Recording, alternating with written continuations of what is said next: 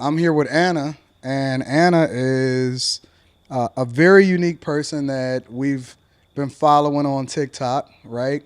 But I think that one of the things that's the most unique about Anna is that she's immensely immersed in Detroit culture. And a lot of people are not even really, you know what, Anna? Honestly, I find that, as a person that was born and raised here, most people that live here don't even know that much about the city. For real?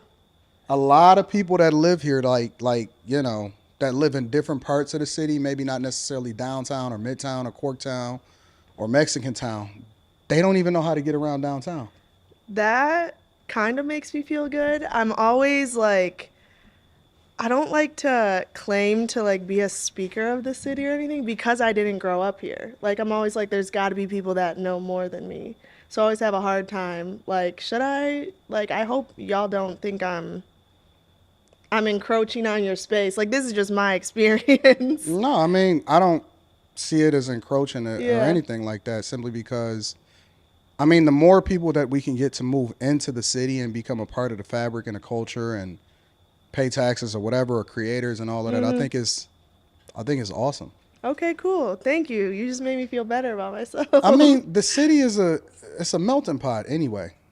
Especially at this point, it's been a melting pot for a long time. Well, before we get into it, let me formally introduce you, or let me actually let you Yeah. describe exactly what it is that you do, how you've come to prominence on TikTok, and Yeah. why people love to watch your content. Sure, let me try. Um, so, as I say in all of my TikToks, what's up, everyone? My name is Anna. I grew up an hour north of Detroit and fell in love with the city literally my first day that I was really exposed to it. I started working in Detroit in 2018.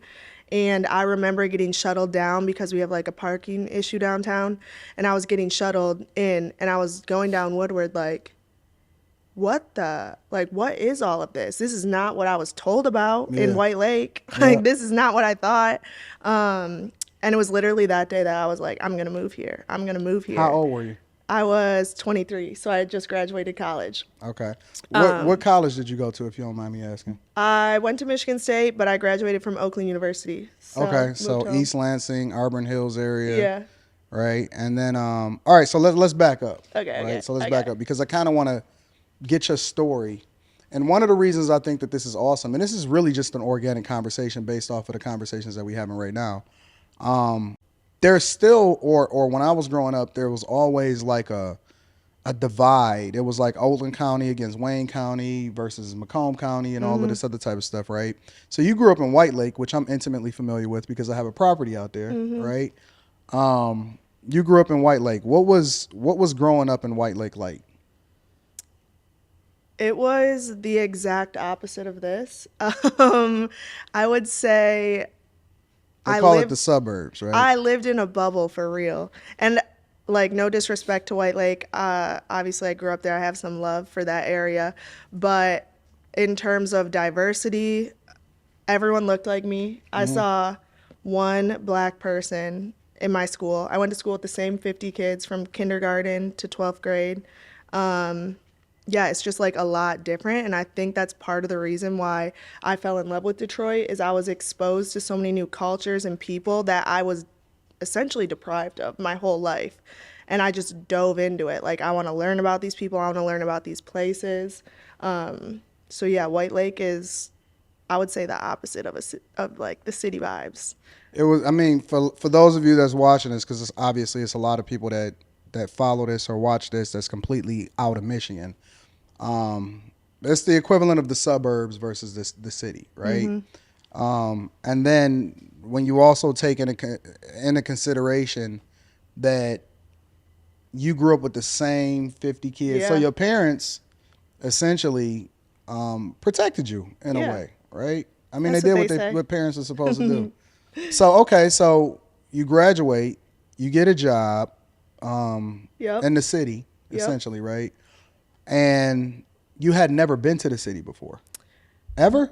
So I had, but every experience that I had in the city up until that point was like not a good experience. I was told about the city growing up. I was told that it was dangerous. I was told that my uncle got jumped. Like, my parents had started taking me down to the Thanksgiving Day parade, which is a On really big Woodward. thing. Yeah. Yeah, down Woodward, when Yep. I was 2 years old. And for like the first 10 years until I was 10 years old, I would call my grandpa from like probably like 8 to 10, and I would cry and I would be like, I don't want to go to Detroit. Like last time I was there, I saw this man eating out of the garbage and it scared me. Like I was on some weird shit. But yeah, every experience I had up until that point was never like an experience where I liked it or like knew about it. Yeah. Do So you think that that was partially just because of the your initial impressions based off of what was told to you, or you think that that was just like, I would say a mix. So I was told stuff, obviously, like your uncle got jumped there, like it's not safe. If you pull up to a stoplight when you're driving through the city, like don't stop, leave yourself space. Like yeah, I was indoctrinated with those thoughts, but also like when I was coming down here for the Thanksgiving Day parade, for instance, it was when Detroit wasn't on the come up that it is now. yep, So it wasn't built out like it is now. So yeah, what I was seeing also, like in a way, matched what I was hearing. yep. So, I mean, that makes sense though. yeah, it was a mix for sure. So okay, so now you graduate college and everything like that. Went to Oakland University, which I went to Oakland University too, Okay. Grizzlies. Um, and then you get a job, right? And so now you got to go back and forth to the city, and Yeah. then back out the White Lake, Yeah. right? So then your experience and you starting to be immersed in a completely different culture, which a lot of people are not familiar with the city, but you immerse in this culture. And then you come to the conclusion like, yo, I want to be a part of this. What is this conversation like with your parents? They were like, don't do it. Like, my dad was like, are you sure? Yeah, yeah. And like, essentially, we're not going to help you do it. Like, you're going to fund this yourself. You're going to get this yourself. Like, I would say they weren't very supportive of it at first. For like the first year that I lived here, my dad wouldn't even come visit me. But he now loves it. He was here for the Thanksgiving Day parade, drinking mimosas on the balcony of my apartment on Woodward. Yeah, Like, yeah. it's like a total 360 between my family. But yeah, like the first year was hard for them to understand it. And then they saw it and they were like, wait, this also isn't what we thought it was. Because they had always just gone to certain parts of it or just didn't come here at all. Yeah. So yeah. That's pretty interesting because you had to have pretty big kahunas to. I mean, because you know, you're 23, you probably still getting a little bit of help from your parents at the very least and things like that. Yeah. But then they like, yo, well, if you want to do this, then you're gonna have to do it on your own. Like, what prompted you to still do it, regardless of whatever it is that your parents thought?